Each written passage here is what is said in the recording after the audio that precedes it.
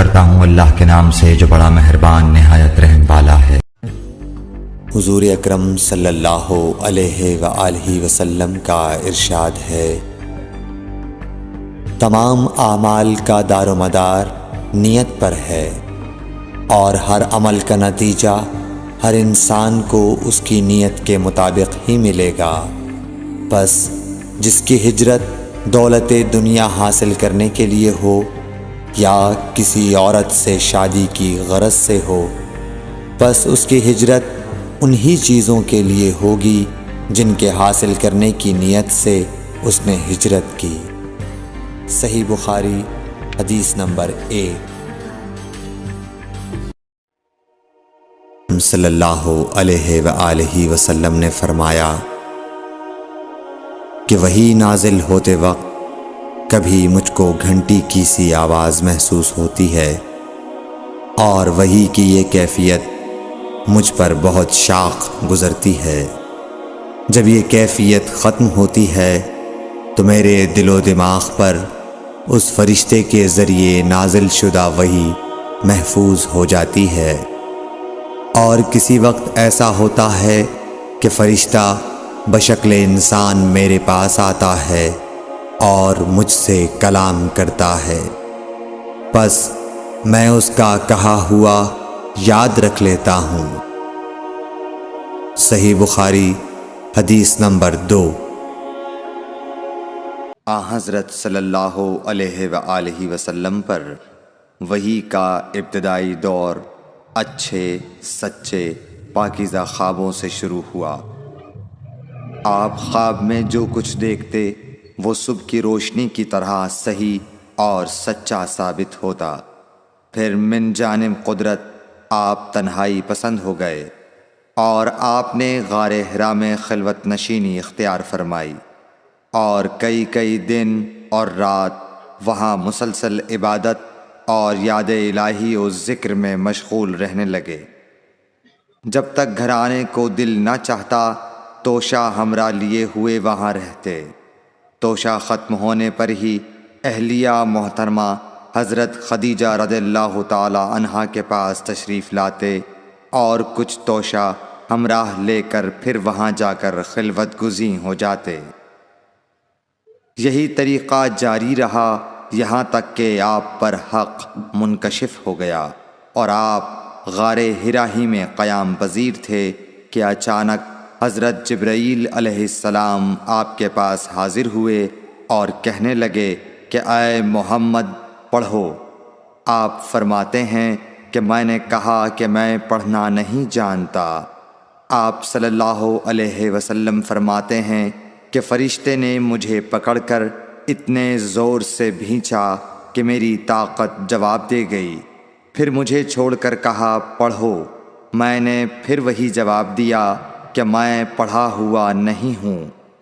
اس فرشتے نے مجھ کو نہایت ہی زور سے بھینچا کہ مجھ کو سخت تکلیف محسوس ہوئی، پھر اس نے کہا کہ پڑھ۔ میں نے کہا میں پڑھا ہوا نہیں ہوں۔ فرشتے نے تیسری بار مجھ کو پکڑا اور تیسری مرتبہ پھر مجھ کو بھینچا، پھر مجھے چھوڑ دیا اور کہنے لگا کہ پڑھو اپنے رب کے نام کی مدد سے جس نے پیدا کیا اور انسان کو خون کی پھٹکی سے بنایا۔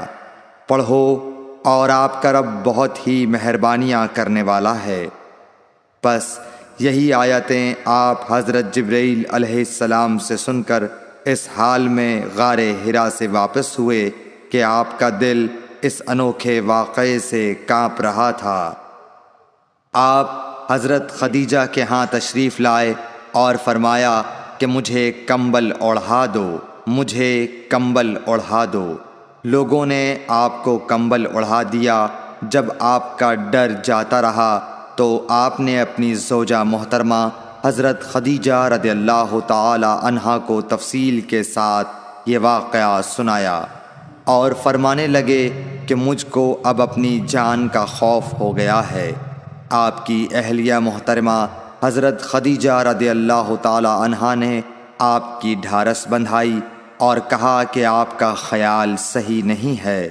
اللہ کی قسم آپ کو اللہ کبھی رسوا نہیں کرے گا۔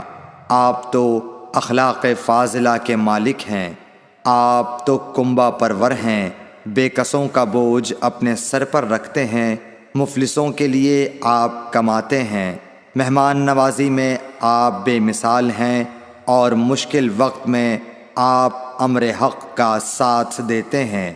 ایسے اوصاف حسنہ والا انسان یوں بے وقت ذلت و خواری کی موت نہیں پا سکتا۔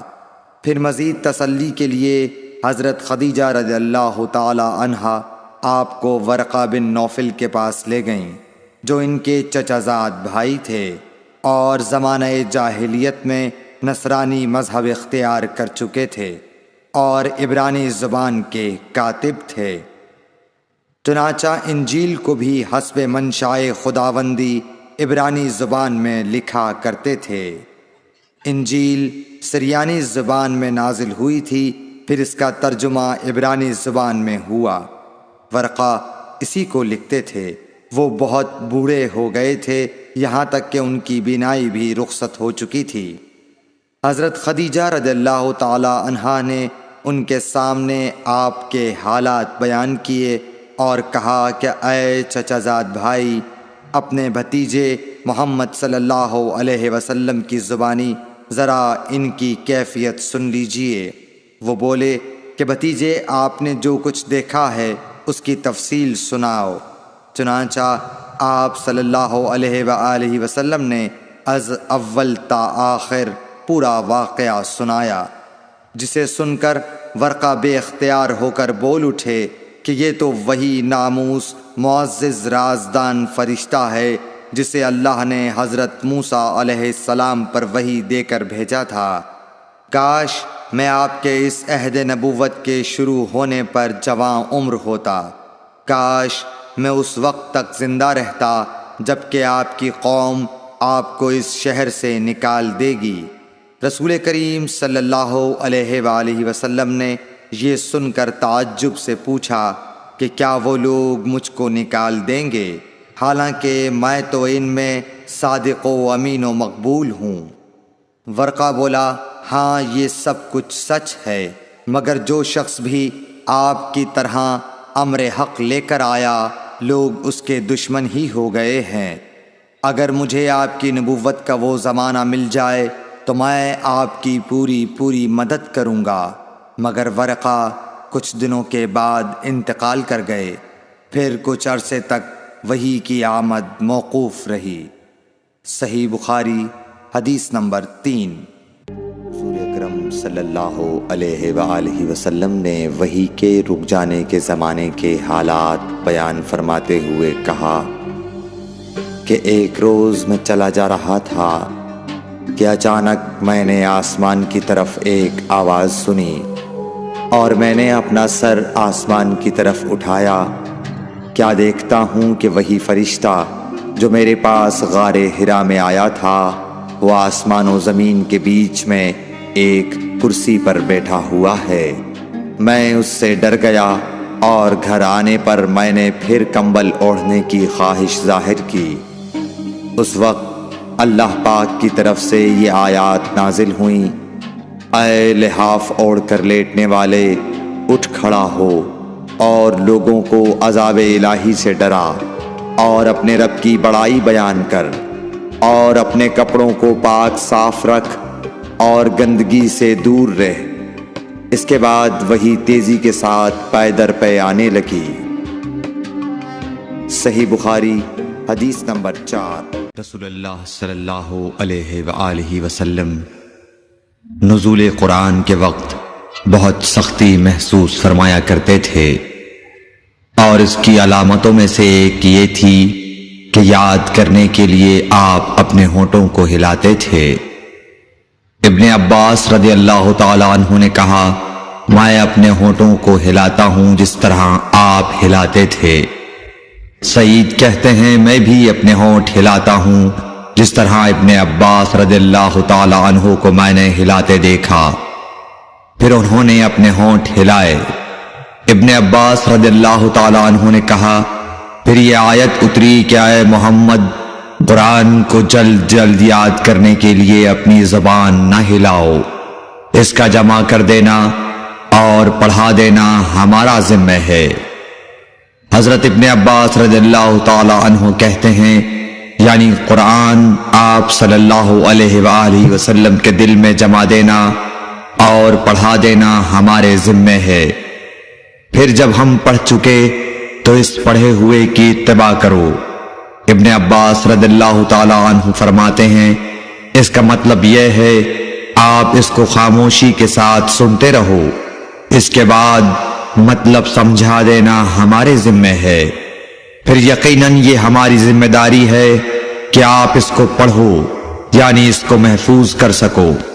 چنانچہ اس کے بعد جب آپ کے پاس حضرت جبرائیل علیہ السلام وحی لے کر آتے تو آپ توجہ سے سنتے، جب وہ چلے جاتے تو رسول اللہ صلی اللہ علیہ وسلم اس وحی کو اس طرح پڑھتے جس طرح حضرت جبرائیل علیہ السلام نے اسے پڑھا تھا۔